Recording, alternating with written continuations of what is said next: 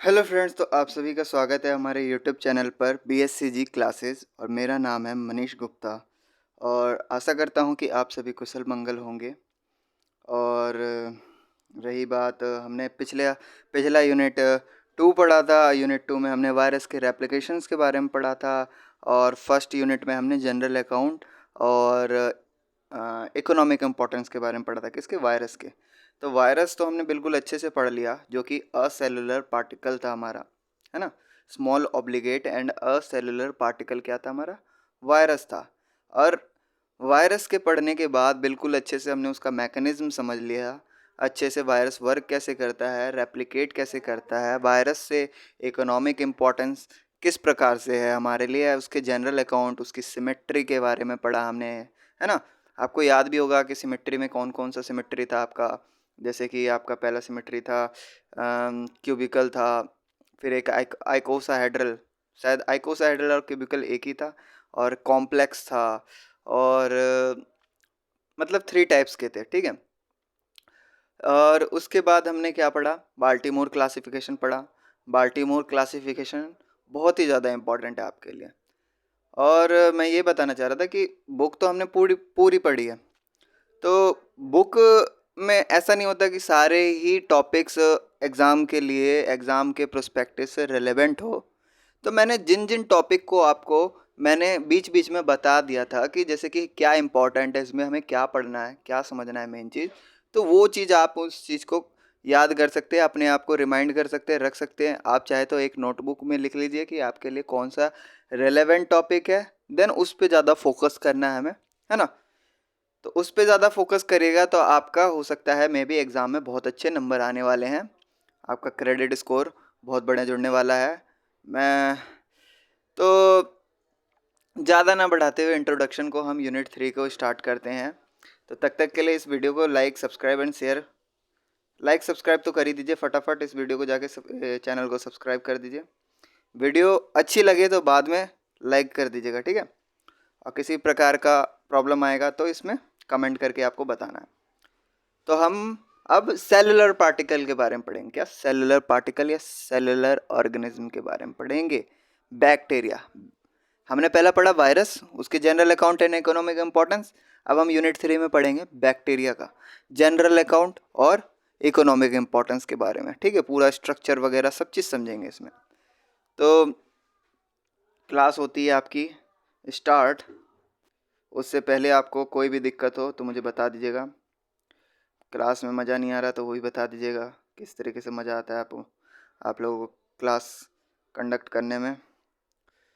चलिए देखिए, इंट्रोडक्शन की बात करूं तो बैक्टीरिया क्या है, इन फॉसिल फॉर्म में लगभग जियोलॉजिकल स्ट्रेटा की बात करें तो 3.5 बिलियन एगो पुराना मालूम पड़ता है ना। 3.5 बिलियन ईयर एगो, तो यानी ये सबसे ज़्यादा प्रिमिटिव टाइप ऑफ ऑर्गेनिज्म हुआ हमारा, है ना। And they are almost time as old as any organism known have to existence on the planet earth. और ये भी समझ लीजिए कि आप कोई भी प्लानट पे अगर कोई दूसरा ऑर्गेनिज्म इतने समय पहले आया भी नहीं होगा जब हमारा क्या बैक्टीरिया आया था अर्थ पे, है ना। अर्थ पे बैक्टीरिया का प्रोडक्शन हुआ, या मैं कहूँ एग्जिस्टेंस में आया। Approximately 5,000 species of bacteria are recognized today, and you can find them in every possible habitat that you can think, ठीक है। 5,000 स्पीसीज हैं, किसके, बैक्टीरिया के 5,000 स्पीसीज है जिन्हें आज के समय में रिकॉग्नाइज कर रखा है। और ये क्या है, ये आपको हर जगह, हर हैबिटेट, हर, जैसे आपका गर्म हैबिटेट हो, है ना, हॉट हैबिटेट हो, कोल्ड हैबिटेट हो, मरीन हैबिटेट हो, है ना, या फिर आपका सॉइल हैबिटेट हो, ये, या फिर एयर हैबिटेट, मतलब किसी भी हैबिटेट में आपको ये मिल जाएंगे ये, ठीक है। हर जगह बैक्टीरिया अपने प्रेजेंस को बताता है। और ये देखिए यहाँ पे लिखा भी है, यहाँ पे लिखा है they are found in plants, ठीक है। ये प्लांट्स में पाए जाते हैं, एनिमल्स में पाए जाते हैं। और क्या है कि एवरी टाइप ऑफ ये मेरा फ़ोन दिक्कत कर रहा है ज़रा सा, पता नहीं, फ़ोन में बहुत मेरे प्रॉब्लम आ गया। क्या, छोड़े, जाने दिए।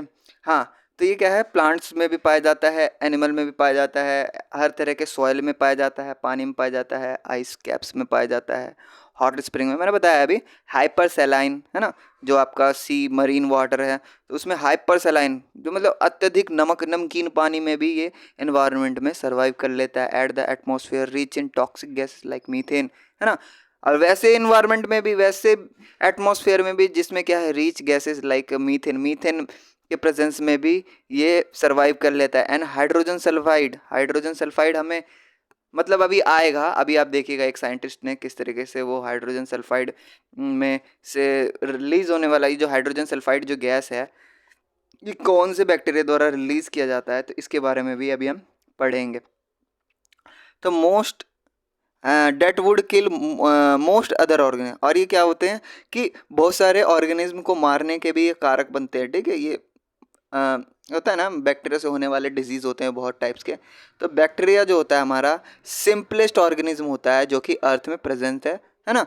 और ये क्या होते हैं, टू स्मॉल होते हैं, टू स्मॉल होते हैं and seen with the unaided eyes, और क्या है ये हमारे जैसे कहेंगे नेक्ड आइज से नहीं दिखेंगे, हमें माइक्रोस्कोप के ही सहायता से हेल्प से हम इन्हें देख सकते हैं। और ये क्या most abundant of all organism, और ये सभी ऑर्गेनिज्म से मोस्ट अबेंडेंट है ना।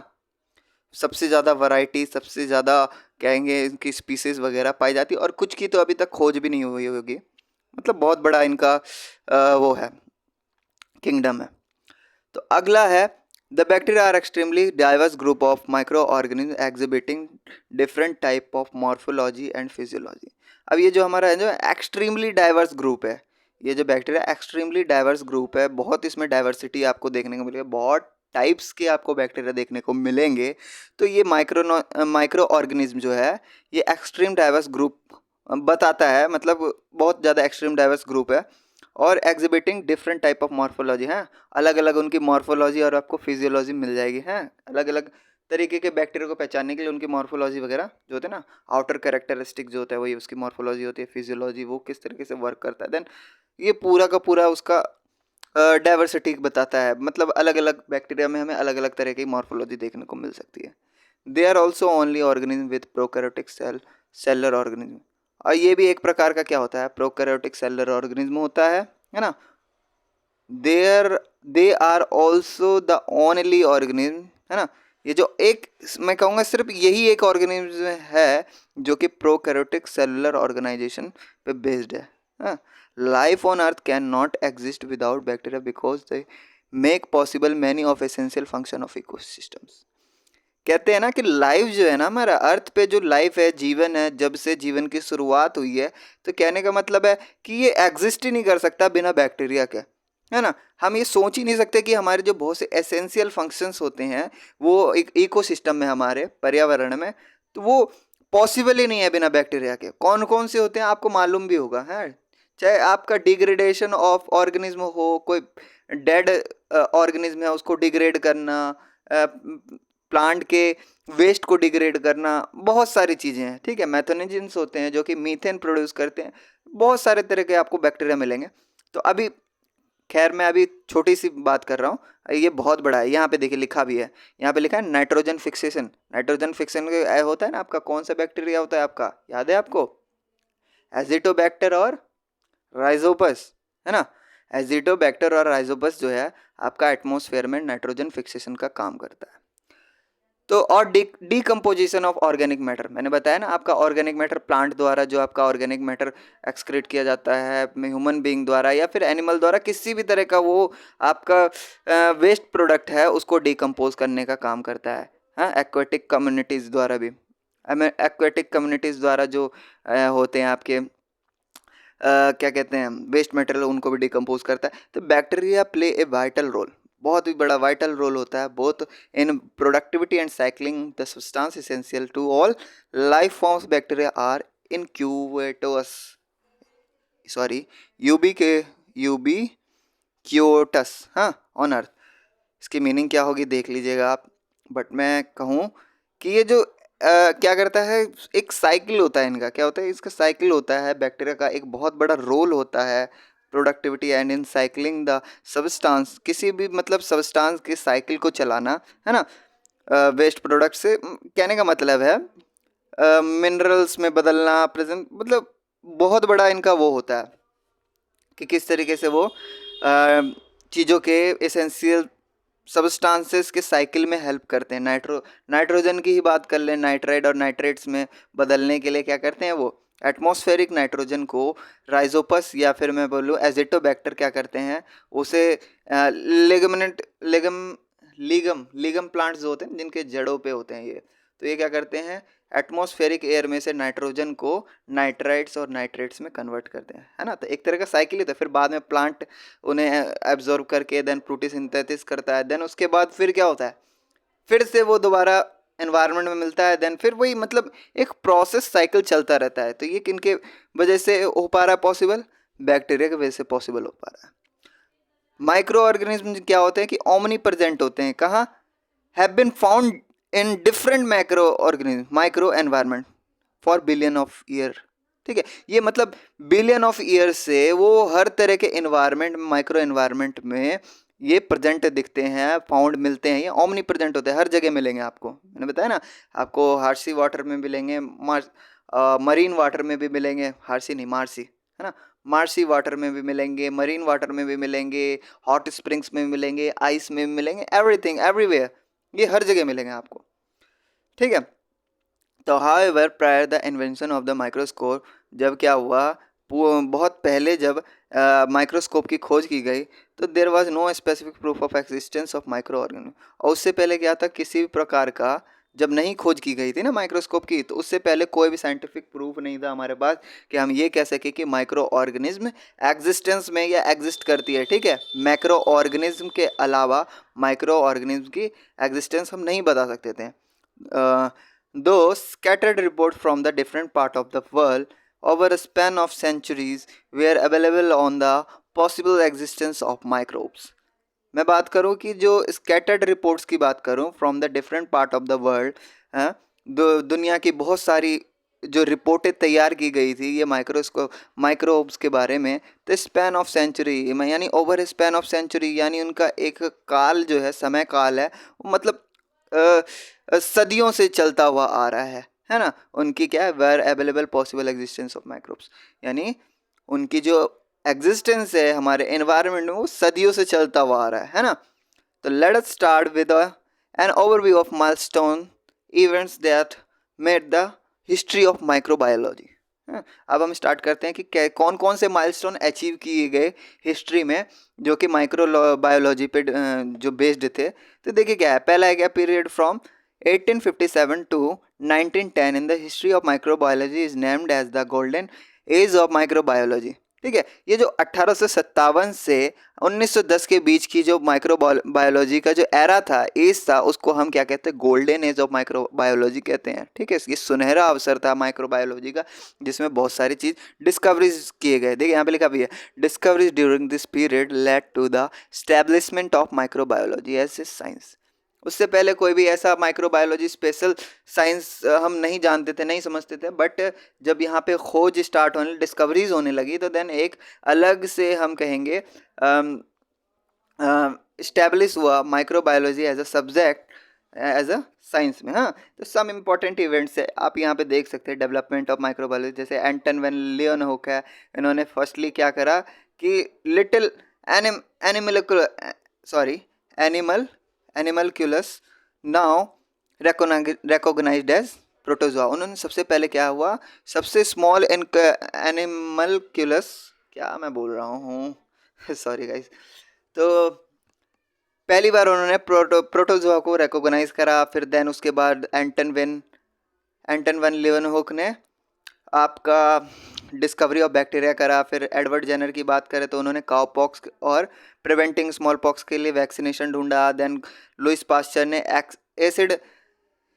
लैक्टिक एसिड फर्मेंटेशन की खोज की, डिस्कवरी की। फिर लुइस पास्चर ने बहुत बड़ा ही योगदान दिया। माइक्रोबायोलॉजी में देखेंगे तो ज़्यादातर इन्हीं का नाम आपको मिलेगा कि उन्होंने बहुत तगड़ा, एक कहेंगे बहुत बड़ा फर्मेंटेशन को लेकर, यानी बैक्टीरिया से रिलेटेड जितने भी आपको उन्होंने fermentation without bacteria is not possible, है ना, बिना बैक्टीरिया के पॉसिबल नहीं है फर्मेंटेशन। तो फर्मेंटेशन से रिलेटेड, चाहे वो अल्कोहल का हो, चाहे वो आपका बायोगैस से रिलेटेड हो, चाहे आपका लैक्टिक एसिड फर्मेंटेशन, मतलब बहुत सारी चीज़ें। तो यहाँ पे देखिए, यहाँ पे लिखा है 1860 में उन्होंने क्या किया था, role of role of yeast in alcoholic fermentation, ठीक है, कि ईस्ट का क्या रोल होता है, ईस्ट का क्या रोल होता है अल्कोहलिक फर्मेंटेशन में, उनके बारे में बताया।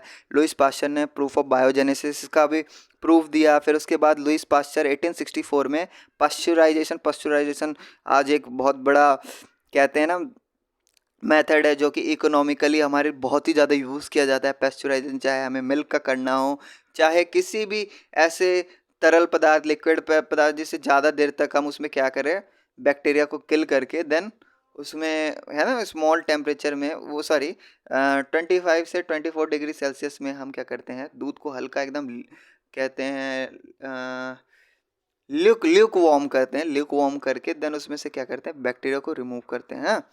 क्योंकि सिंपल सी बात है, जब बिना पेस्चुराइजेशन की कोई भी हमारा जैसे मिल्क हो गया, मिल्क प्रोडक्ट हो गया, वो क्या हो जाता है, ख़राब हो जाता है जल्दी, क्यों, उसमें बैक्टीरिया प्रेजेंट होता है। खैर आगे चलते हैं। जोसेफ लेस्टर की बात करें तो उन्होंने एंटीसेप्टिक प्रिंसिपल इन सर्जरी में बताया था, है ना, कि सर्जरी में एंटीसेप्टिक क्यों जरूरी है ना। एंटीसेप्टिक हो जाता है ना, ये सॉरी सेप्टिक हो जाता है ना जब आपका किसी कटे हुए या बाउंड एरिया में या फिर में लेसन एरिया में है जहाँ पे घाव हो, तो उसको जब चीड़ फाड़ के लिए इस्तेमाल करते थे तो पहले वहाँ सेप्टिक हो जाता, उस घाव जख्म को भरने में ज़्यादा टाइम लगता था। तो एंटीसेप्टिक के आ जाने से क्या हुआ कि वहाँ पे जिस जगह पे जब आप पट्टी वगैरह करने लगे, वो जो दवाई थी एंटीसेप्टिक लगाई गई, कार्बोक्सिलिक एसिड थी मेरे ख्याल से, याद नहीं है, हाँ कार्बोक्सिलिक एसिड, तो वो एज अ एंटीसेप्टिक वर्क करा। देन वो क्या हुआ कि उन्हें देखने को मिला, ये लिस्टर जो हैं उनको ये देखने को मिला कि भाई जो घाव को भरने में 20 दिन 30 दिन 40 दिन लगता था, वो मात्र एक हफ्ते में रिकवरी देखने को मिल रहा था। तो उन्होंने इस तरीके से एंटीसेप्टिक प्रिंसिपल की खोज करी। हाँ, फिर आता है रॉबर्ट कोच का नंबर। रॉबर्ट कोच जो है 1876 में Bacillus anthracis as the causative agent of anthrax का जो काउजिज एजेंट है, कॉजेटिव एजेंट है, उसकी खोज करी थी। देन रॉबर्ट कोच फिर से एक बार 1881 में method for study of bacteria in pure culture, ठीक है, उन्होंने मेथड बताया कि स्टडी बैक्टीरिया की स्टडी करने के लिए प्योर कल्चर कैसे बनाते हैं। उसके बाद फिर 82 में रॉबर्ट कोच ने क्या करा, डिस्कवरी ऑफ माइकोबैक्टीरियम है काउज ऑफ ट्यूबरक्लोसिस। आपको पता होना चाहिए कि ट्यूबरक्लोसिस टीबी जो है माइकोबैक्टीरियम के द्वारा होती है।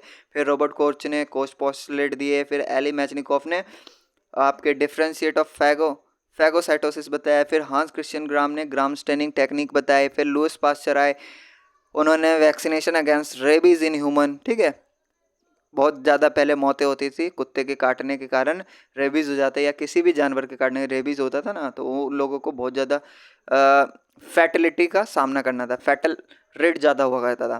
तो देन उन्होंने वैक्सीनेशन की खोज करी।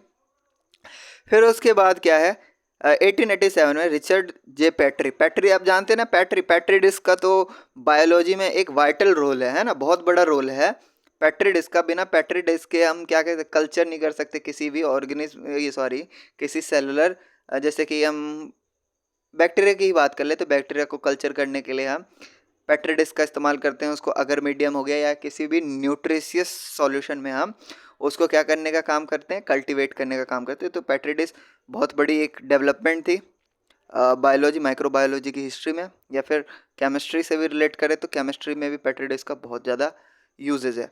फिर सरजाई विनोग्रेडस्की की मैं बात करूँ, सरजाई विनोग्रेडस्की की बात करूँ 1889 में उन्होंने निट्रिफिकेशन और कैमियो लिथोट्रॉफी के बारे में बताया, कैमियोलिथोट्रॉफी के बारे में बताया। फिर उसके बाद है बेंजरनिक है ना, मार्सिनस डब्ल्यू बेंजरनिक, उन्होंने क्रिस्टलाइज्ड वायरस को आइसोलेटेड राइजोबियम के बारे में बताया।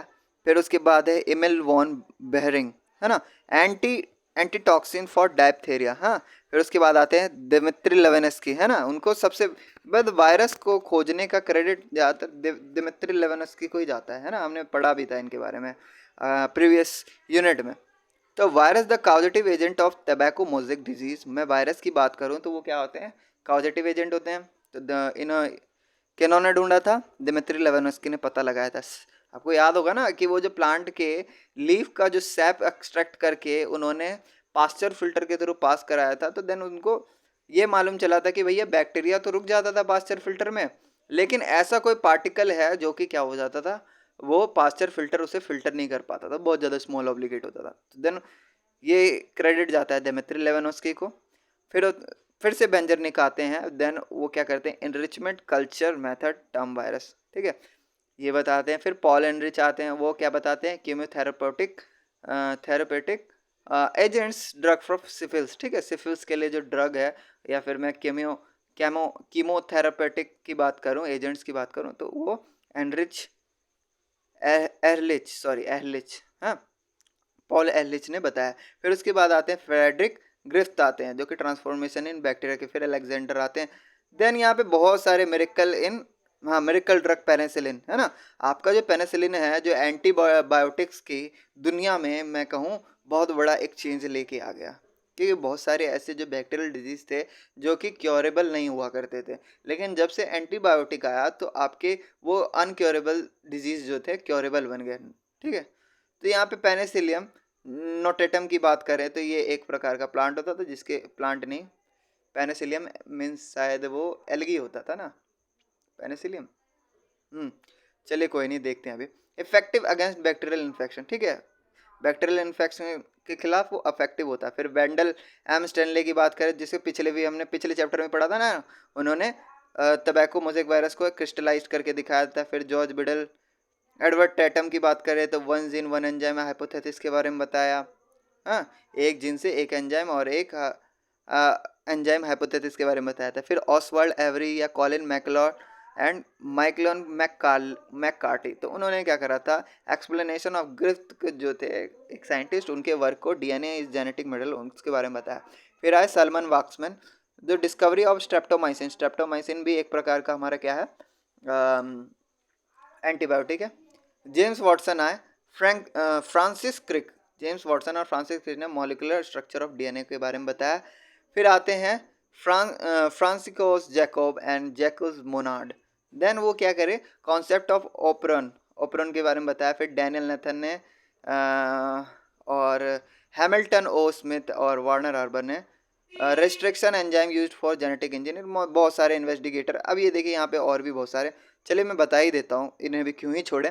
तो 1975 में आपको जॉर्ज कॉलर और सीजर मिल्सटाइन, मेन है ना आपका कि 1887 से लेके 1910 तक आपके मेन कहेंगे माइक्रोबायोलॉजी की खोज हो चुकी थी। बाकी तो ये सारे डिस्क्राइब कर रहे थे, आगे की चीज़ों पे वर्क कर रहे थे, ठीक है। अगर वो जो 1857 से 1910 तक अगर जो मेन खोज नहीं हो पाती तो देन ये सारे भी इवेंट्स हमें देखने को नहीं मिलते, है ना। तो मेन इवेंट्स तो हमारे 1857 टू 1910 तक हुए हैं। जॉर्ज कॉलर की बात करें, सीजर मार्टिन, तो मोनोकोलोनल एंटीबायोटिक्स के बारे में बताया। फिर फ्रेड सेंगर, स्टीवन निकलेन और एलन कॉल्जन, उन्होंने मेथड फॉर सिक्वेंसिंग डीएनए को सिक्वेंसिंग का मेथड बताया। फिर पीटर मिचेल आए, जिन्होंने केमियोस्मोटिक मैकेनिज्म के बारे में बताया। फिर एरन क्लग आए, जो structure of tobacco mosaic virus के बारे में बताया।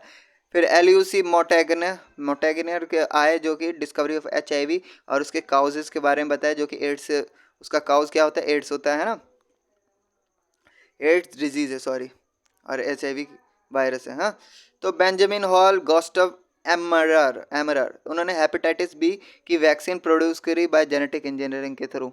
फिर आते हैं RJ कैनो, जो कि cultured 40 million year old bacteria थे, 40 मिलियन ईयर ओल्ड बैक्टीरिया, बहुत पुराने बैक्टीरिया की उन्होंने कल्चर करके बताया, करके दिखाया। एंड्रे गॉफ्यू एटल, तो उन्होंने ईस्ट जीनोम को सीक्वेंस करा। फिर आते हैं जेम्स बी और केपलर एटल, जो है डिस्कवर 2 सर्कुलर क्रोमोसोम्स इन वाइब्रियो कॉलेरा, है ना, तो ये करा उन्होंने। फिर उसके बाद फ्रेडरिक आर बार्टनर जो है एटल, जो कि है एस्चेरिया कॉली जीनोम को सीक्वेंस करा, एस्चेरिया ई कॉली, है ना, ई कॉली भी हमारा बहुत ही ज़्यादा important bacteria.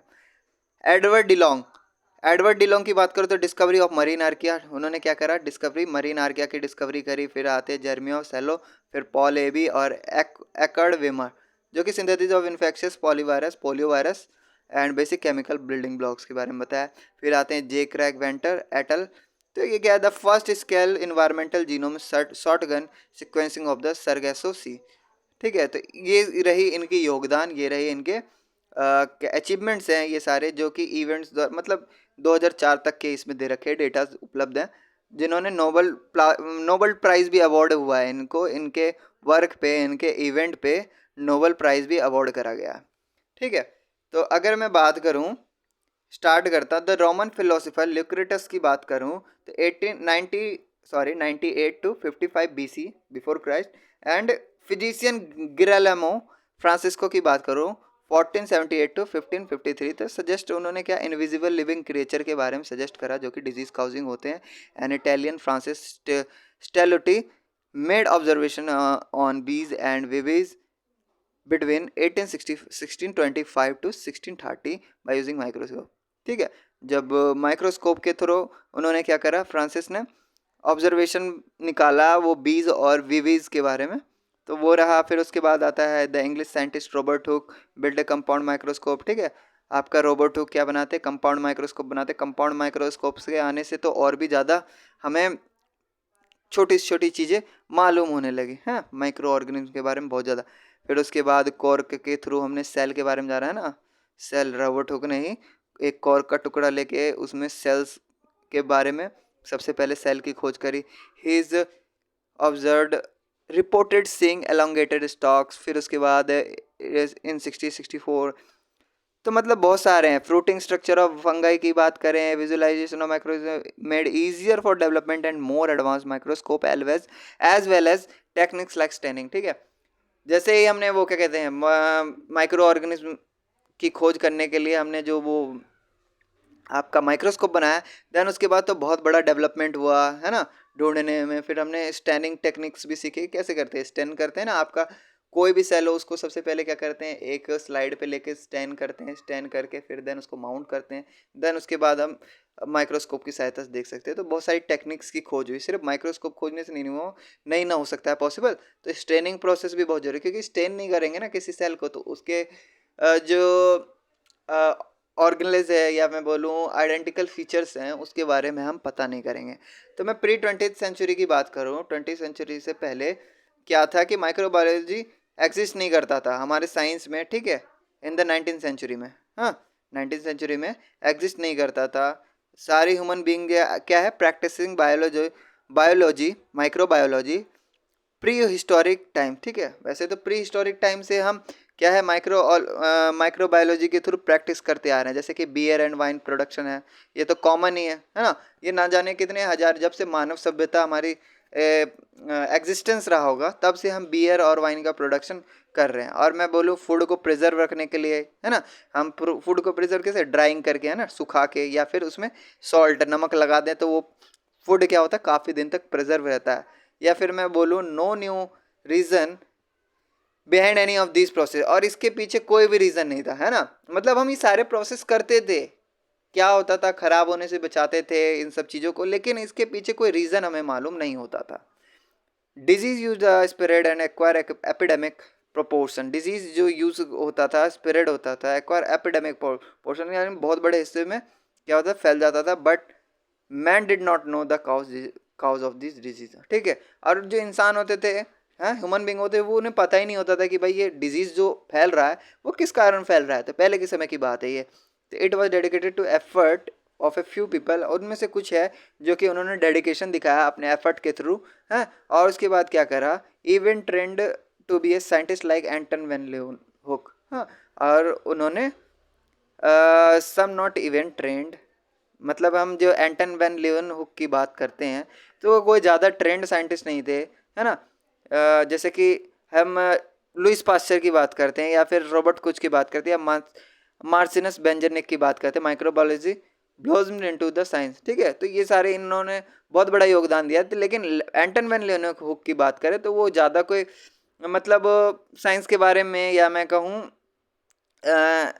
As a scientist तो नहीं थे, ट्रेंड नहीं थे उन चीज़ों के बारे में, लेकिन वे एक बहुत बड़े फिलोसोफर थे, बहुत बड़े दूरदर्शी थे, और उन्हें बहुत बड़ा एक कहेंगे ना डिस्कवरी, एक छोटी सी डिस्कवरी में उन्होंने बहुत बड़ी एक नींव रख दी, है ना, एक बिल्डिंग ब्लॉक रख दिया माइक्रो ऑर्गेनिज्म की दुनिया में। तो यहाँ पे क्रेडिट जो जाता है डिस्कवरी ऑफ माइक्रोबियल वर्ल्ड की, वो डच मर्चेंट किसको जाता है, डच मर्चेंट थे वो, तो एंटन वैन ल्यूवेनहुक को जाता है, जो कि 1632 टू 1723 तक रहे थे।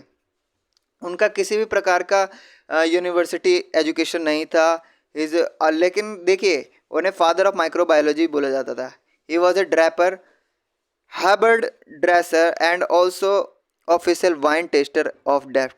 ठीक है, वो क्या थे, ड्रैपर भी हुआ करते थे, हार्बस्टर जो खरीद फरोख्त करने वाले होते हैं ना, खरीदने वाले सामान बेचने खरीदने सामान, और देन क्या है वो वाइन टेस्टर भी थे, वो क्या करते वाइन को टेस्ट करते थे। कहाँ पे रहते थे ये, हॉलैंड में रहते थे, यूरोप का एक देश है हॉलैंड, तो हॉलैंड में रहते थे।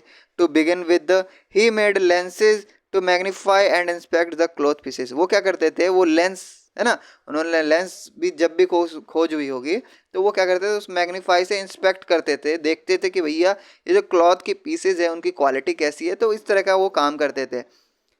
तो later to satisfy to own quest for knowledge he began constructing simple microscope. अब वो जो अपने नॉलेज को वो सेटिस्फाई करने के लिए, ठीक है, वो क्या करे, उन्होंने एक सिंपल माइक्रोस्कोप को कंस्ट्रक्ट करा, किससे, डबल कॉन्वेक्स ग्लास से, डबल कॉन्वेक्स ग्लास लेंसेज से डिस्कवर करा, या मैं कहूँ बनाया। तो फिर क्या होता है, हेल्ड बिटवीन टू सिल्वर और ग्लासी प्लेट, ठीक है, दो सिल्वर और ग्लासी प्लेट से, ग्लास प्लेट से उन्होंने बनाया। His microscopes could magnify around 50 to 300 times.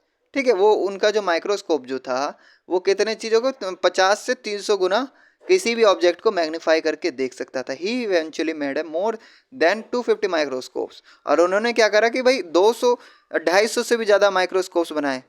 Beginning बात करें 1873 यानी 1673 की बात करें, बिगिनिंग ऑफ 1670, लियोनो हुक ने क्या करा, स्टार्ट करा क्या, सेंडिंग लेटर सेंड करना स्टार्ट करा डच में लिख के।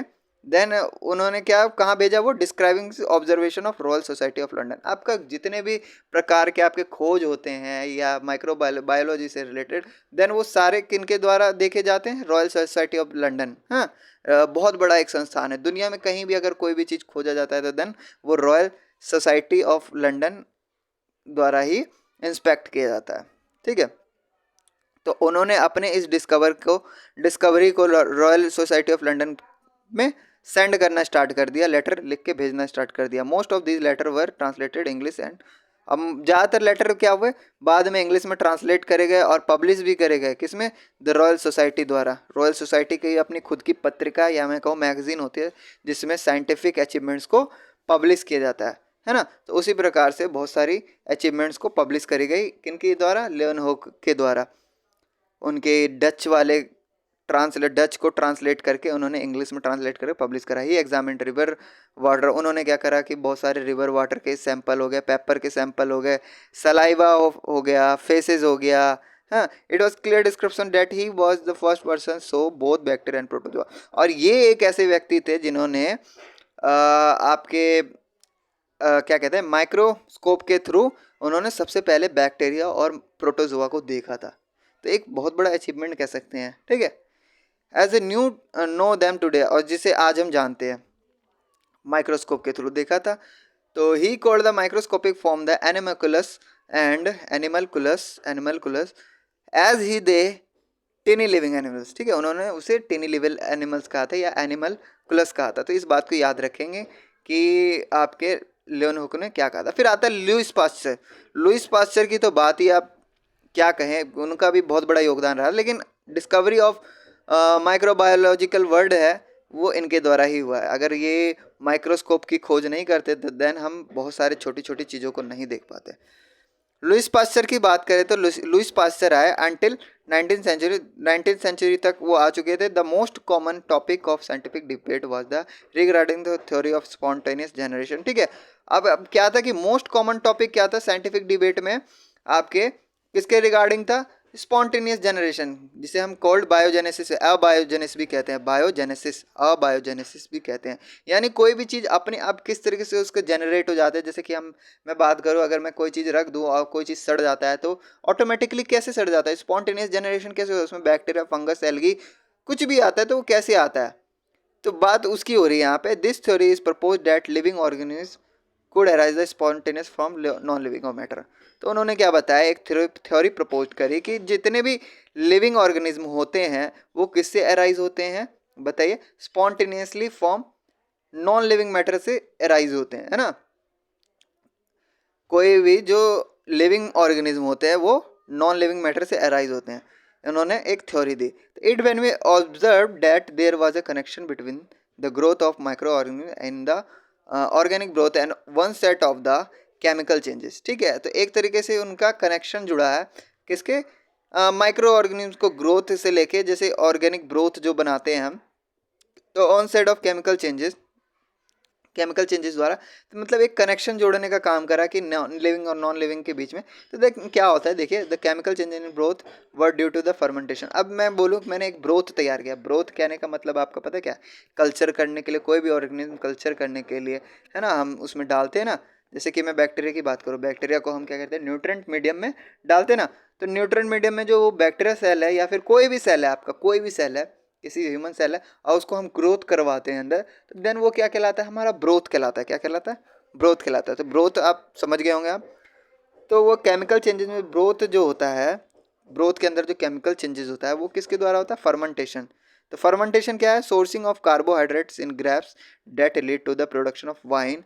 The process of conversion of sugar into alcohol is absence of air, है ना। जैसे कि आपका सोरिंग ऑफ कार्बोहाइड्रेट्स, कार्बोहाइड्रेट का यानी खट्टा होना किसमें, ग्रेप्स का, है ना। ग्रेप्स जो होता है ना, तो ग्रेप्स क्या होता है कि पहले के समय में वाइन प्रोडक्शन किया जाता था ग्रेप से। तो वो क्या होता है कि कार्बोहाइड्रेट कहूँ या मैं शुगर कहूँ, शुगर को कन्वर्ट किस में कर देता है, अल्कोहल कर देता है। और वो क्या होगा, बिना प्रेजेंस, अब्सेंस ऑफ एयर में होना चाहिए काम, है ना। एयर नहीं देना है, एयर देंगे तो हमारी दिक्कत हो जाएगी, हमारा फर्मेंटेशन नहीं हो पाएगा। फिर उसके बाद आता है पेट्रिफिकेशन। पेट्रिफिकेशन की बात करूं तो डीकम्पोजिशन ऑफ मीट प्रोटीन, है ना। मीट प्रोटीन कैसे डिकम्पोज होता है। तो question was where did micro organism come from. ठीक है, तो क्वेश्चन ये था कि माइक्रो ऑर्गेनिज्म आते कहाँ हैं।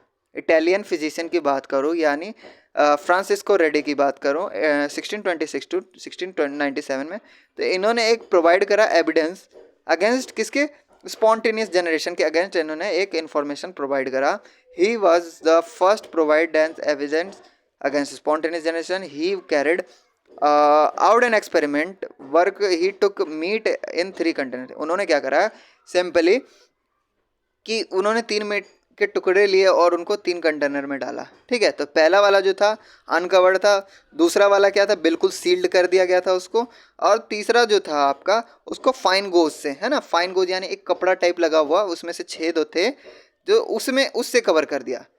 तो नीडलेस टू से उसके बारे में हमें कहने की जरूरत नहीं है। फिर क्या हुआ, मतलब नीडलेस टू से फ्लाई लेड एग, सिंपल सी बात है, हमें कहने की जरूरत नहीं है कि अगर जो हमने ये मीट के टुकड़े रखे हैं तो वहाँ पे मक्खियाँ आएंगी, मक्खियाँ क्या करेंगी, अंडे देंगी, है ना। किस पे देंगी, तो अनकवर्ड मीट जो है वो not on the covered meat, not on the covered meat, तो अनकवर्ड मीट पे जाके अंडे दे देंगे, है ना। जिन्हें हमने ढक्कन से नहीं ढका जिस कंटेनर को, उस पे जाके वो अंडे दे देंगे। और किस पे नहीं देंगे अंडे, जो कि कवर्ड है पूरी तरीके से, जो कवर्ड मीट है ना हमारा, उस पे अंडे नहीं देंगे। तो उसके बाद क्या होता है तो और गॉज पे भी देती हैं, जो गॉज कवर है, जो कपड़े से जो ढक रखा है, उस पे भी जाके अंडे दे देती हैं। तो विच प्रिवेंटेड और delayed the contact of eggs with meat and hence initial appearance of maggots. ठीक है, तो क्या होता है, जो कि गॉज कवरिंग वाला जो हमारा कंटेनर होता है वो थोड़ा सा डिले होता है इसमें, कि कांटेक्ट जो एग का कांटेक्ट जो है एकदम से नहीं जाता है किसके अंदर, मीट के अंदर। तो हिंस नो इनिशियल अपीयरेंस, तो किसी तरह का इनिशियल अपीयरेंस नहीं दिखता। मैगोट्स, मैगोट्स होते हैं क्या, मक्खी के अंडे को ही मैगोट्स कहते हैं। ओके, तो मैगोट्स को समझने के लिए कोई दिक्कत वाली बात नहीं है। Hence he proved that maggots fly larva, मक्खी के जो लार्वा होते हैं, सॉरी मक्खी के लार्वा, एग तो अलग हो गया, जो उसका जो लार्वा में जब कन्वर्ट होता है ना, एग आपका लार्वा में कन्वर्ट होता है, तो वो मैगोट्स कहलाते हैं। ठीक है, तो कम from the eggs flies not from the decaying material. ठीक है, come from the eggs of flies not from the decaying meat।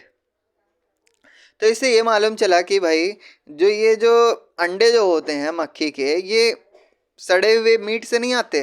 ये क्या होता है कि उसके ऊपर जो मक्खियाँ जो अंडे दे के चली जाती है ना, वही बाद में कन्वर्ट हो जाता है लार्वा में। देन वो क्या होता है, उसमें कीड़े से दिखने लगते हैं ना, गंदे से एकदम मैगोट्स दिखने लगते हैं। तो यहाँ पे आपके ये दिख रहा होगा, ये 3 जार दिख रहे होंगे आपके, यहाँ 3 जार को दिखाया जा रहा है। ये देखिए, ये वाला ये जो जार है ये आपका ओपन जार है। ये वाला जार आपका कौन सा है, गॉस कवर्ड है ना, कपड़ा लगा दिया है, गॉस कवर्ड है। और तीसरा जो है आपका तीसरा जो है आपका ये सील्ड जार है। यहाँ पे देखिए फ्लाइज आ रहे हैं। यहाँ पे मैगोट्स जो होते हैं, मैगोट्स यानी लार्वा की बात करूँ तो मैगोट्स जो अपीयर नहीं दिख रहे हैं, सॉरी अपीयर हैं, जार में अपीयर हैं क्योंकि अंडा दे चुका है यहाँ पे। ये देखिए यहाँ पे, ये देखिए यहाँ पे ना। और यहाँ पे बात करूँ, no maggots appeared in the gauzed jar. ये देखिए यहाँ पे भी, यहाँ पे क्या है कि कोई भी मैगट अपीयर्ड नहीं दिख रहा है गोश्त जार के ऊपर, कोई भी नहीं, लेकिन कुछ समय बाद दिखने लगता है। और उसके बाद देखिए यहाँ पे मैं बात करूँ तो ये देखिए यहाँ no maggots appeared in the sealed jar, क्योंकि वो बिल्कुल सील्ड है। उसे मक्खियाँ आएंगी भी आसपास, लेकिन उसके ऊपर अंडे नहीं दे पाएंगे, तो देन वहाँ पे मैगोट्स भी नहीं दिखेंगे, है ना, फ्लाई लार्वा भी नहीं दिख पाएंगे। तो बात वही हो रही थी हमारी।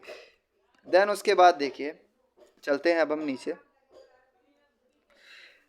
तो ये कुछ एक्सपेरिमेंट था जो कि फ्रांसिस के द्वारा किया गया। उसके बाद आता है a further blow concept of spontaneous generation come from the work of Italian scientist Lazzaro Spallanzani. ठीक है, और एक और एक्सपेरिमेंट आता है स्पॉन्टेनियस जनरेशन के बारे में, जो कि कहाँ से आता है, देखिए, come from an Italian scientist थे एक, लेज़ेरो स्पेलेंज़नी, जो कि एक प्राइज्ड थे। क्या थे? एक प्राइज्ड थे। He is demonstrated that sealing flask that contain and meat broth.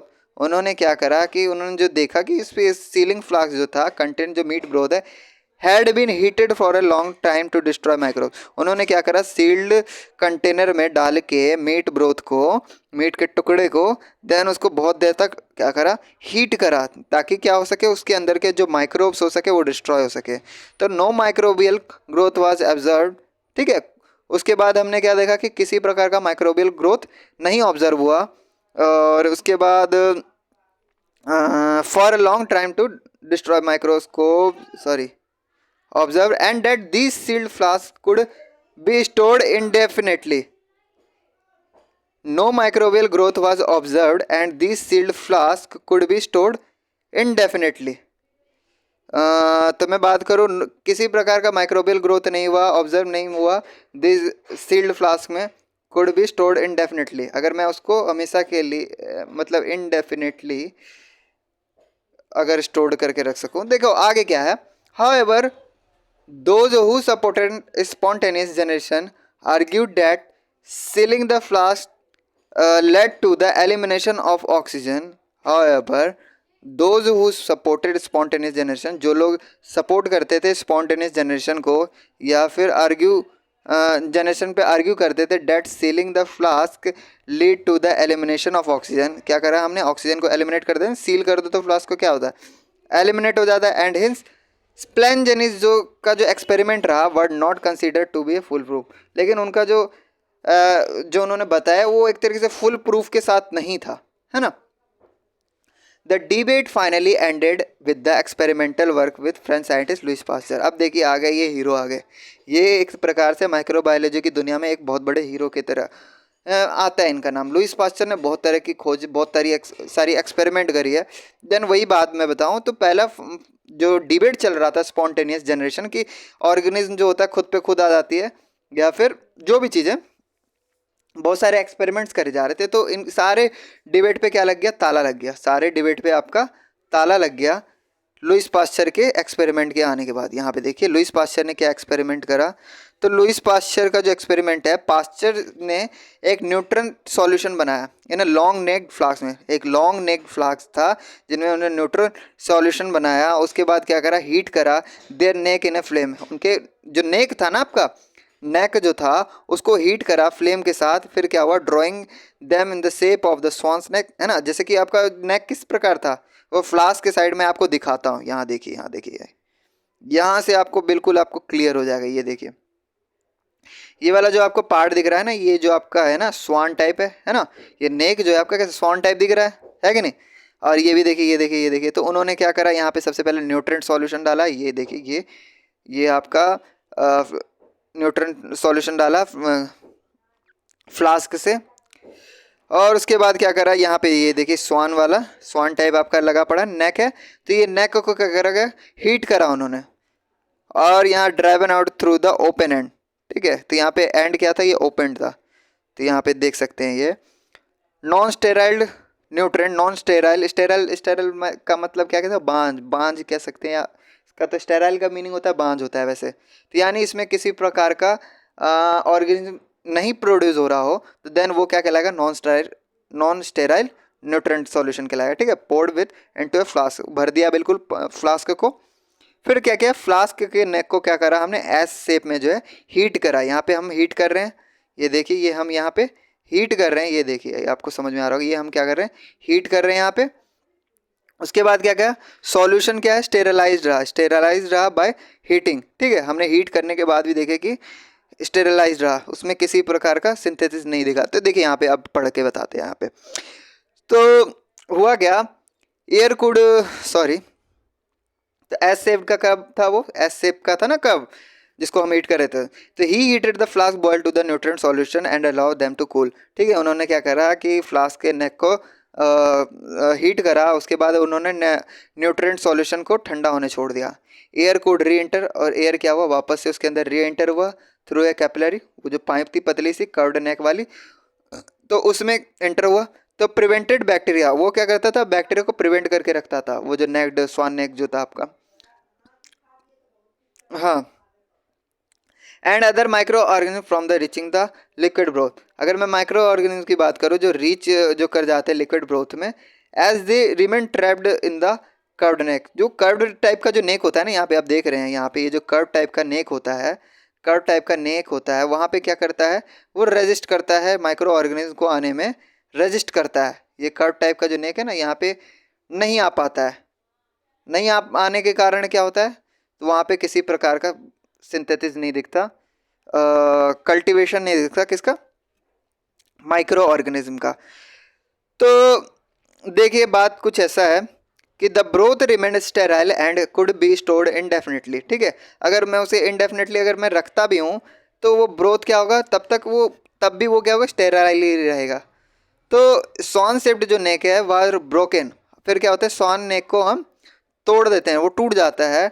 तो और the flask were tipped and liquid come in the contact with the air, है ना। अब वो क्या होता है कि नेक को जब हम हटा देते हैं, तो वो क्या होता है, डायरेक्टली क्या होता है, डायरेक्टली वो कांटेक्ट में आ जाता है, किसके, हवा के कांटेक्ट में आ जाता है वो कांटेक्ट, ये सॉरी, नेक जो आपका लिक्विड जो है न्यूट्रिएंट सॉल्यूशन है, वो डायरेक्ट एयर के कांटेक्ट में आ जाता है। तो फिर क्या होता है, the fact that air could enter the flask, air क्या होता है, फ्लास्क के अंदर जाता है, येट नो ग्रोथ, अब तक तो किसी प्रकार का ग्रोथ नहीं देखने को मिला, was seen in the solution content and then disproved the theory of spontaneous generation. तो इससे क्या हो जाता है, ये जो स्पॉन्टेनियस जनरेशन की जो थ्योरी जो थी वो डिस्प्रूव्ड हो जाती है कि अपने आप या फिर किसी माइक्रो ऑर्गेनिज्म द्वारा, मतलब डिस्प्रूव कर दिया उन्होंने। जो आपका स्पेलेंजन उन्होंने बताया था आपका, the swan necked flask is now called a Pasteur flask. अब ये जो स्वान नेक्ड फ्लास्क जो इन्होंने बनाया था, इसको किस नाम से जाना जाने लगा, पास्चर फ्लास्क के नाम से जाने लगा। Some of such flask used for original work and that were sealed later on. ठीक है, सम फ्लास्क जो थे वो क्या करेंगे, ओरिजिनल वर्क के लिए यूज़ करे जाने लगे, और फिर उसको सील्ड लेटर ऑन, बाद में उसको सील्ड करके भी यूज़, मतलब बहुत तरीके से यूज़ करा। Still saw no sign of contamination, और क्या हुआ कि कोई सा भी कंटामिनेशन का साइन हमें नहीं दिखा। मतलब जो क्या था, हमने स्वान नेक जो था ना पहले, हमने क्या करा था, उसको हमने ब्लॉक नहीं करा था, उसके एंड को हमने ब्लॉक नहीं करा था। अब क्या करा हमने, वही हमने ओरिजिनल स्वान फ्लास्क लिया, देन उसको हमने क्या करा, सील्ड कर दिया, उसके एंड को सील्ड कर दिया। तो अभी तक तो किसी प्रकार का कंटामिनेशन यानी मिलावट यानी माइक्रो ऑर्गेनिज्म का मिलावट नहीं देखने को मिला। देखिए क्या होता है फिर उसके बाद, the work led to the fact that appearance of micro organism in the living nutrient. जो ये वर्क जो हमने करा, जो कि अपीयरेंस क्या, माइक्रो ऑर्गेनिज्म के अपीयरेंस को हम क्या नॉन लिविंग न्यूट्रिएंट में देखना चाहते थे। तो like nutrient solution was due to the micros already present. इसमें लिखा है न्यूट्रिएंट मटेरियल, जो non living nutrient material like nutrient solution की बात करें, मतलब न्यूट्रिएंट सॉल्यूशन की तरह क्या होता है, ड्यू टू माइक्रो ऑर्गेनिज्म क्या ऑलरेडी प्रेजेंट होते हैं एयर में इन द सॉल्यूशन, और इन द सॉल्यूशन या तो एयर में प्रेजेंट हो सकते हैं या सॉल्यूशन प्रेजेंट हो सकते हैं। दस the controversy over spontaneous generation gap the theory of biogenesis. ठीक है, तो ये जो जब आपका कंट्रोवर्सी जो था स्पॉन्टेनियस जनरेशन की, कोई भी ऑर्गेनिज्म अपने आप आ जाती है, तो एक तरीके से वे दिया इन्होंने क्या चीज़ का, थ्योरी ऑफ बायोजेनेसिस को रिप्रेजेंट करने के लिए, विच से डैट, जो कि क्या कहता है कि कोई भी सेल है आपका, कोई भी लिविंग सेल है, वो कहाँ से ऑर्गेनाइज होगा, अराइज होगा, आपके प्री एग्जिस्टिंग सेल से होगा ना, प्री एग्जिस्टिंग लिविंग सेल से। तो ये थ्योरी अब बायोजेनेसिस बताती है, हमारी बायोजेनेसिस जो है हमें ये थ्योरी कंसिडर बताती है। Louis Pasteur was chemist by training and staunch patriot at a heart. ठीक है, लुइस पास्चर एक केमिस्ट तो थे ही, लेकिन एक वो सच्चे देशभक्त भी थे, अपने दिल से एक सच्चे देशभक्त थे। उन्होंने हमेशा क्या करा है कि जो फ्रेंच मैन्युफैक्चरर्स होते थे फ्रेंच में, फ्रांस में, देन उनके इंडस्ट्रियल में प्रॉब्लम आते, इंडस्ट्रियल प्रोसेसेस में प्रॉब्लम आती। जैसे कि पहला प्रॉब्लम मैं बात करूं, he tackle the souring of alcohol produced from the beets. क्या होता था कि चुकंदर से हम क्या बनाते थे, अल्कोहल बनाते थे, उनके शुगर से अल्कोहल बनाते थे, तो क्या होता था वो खट्टा हो जाता था, क्या होता है सोर हो जाता था वो अल्कोहल। तो उन्होंने कंपेयर करा सैंपल को, वैट्स होते हैं आपके बड़े बड़े ड्रम होते हैं, एक तरीके से ना डब्बा होता है, कंटेनर होता है जिसमें अल्कोहल्स भरे जाते हैं, लकड़ी के वैट्स होते हैं, यहाँ पे आपको लिखा भी होगा। चलिए मैं बात करता हूँ, हाँ तो उन्होंने क्या करा, दो टाइप के लिए, एक गुड वाइन का लिया और एक सोर वाइन का लिया अंडर ए माइक्रोस्कोप। तो उन्होंने ऑब्जर्व करा कि जो बडिंग सेल्स जो थे आपके, एक जो था कि जो फंगस ईस्ट जो था इन गुड वाइन, जो फंगस ईस्ट आपका क्या होता है, फंगस होता है, तो जो आपको फंगस जो दिखा या ईस्ट दिखा वो गुड वाइन में था, लेकिन जो खट्टा जो हो जा रहा था वो किसकी वजह से हो रहा था, रॉड शेप्ड बैक्टीरिया, जो कि रॉड शेप्ड बैक्टीरिया एंटर कर जा रहा था वाइन प्रोडक्शन में, जिससे के कारण क्या हो जाता था, सोर हो जाता था, हमारा वाइन खट्टा हो जाता था। तो ही दस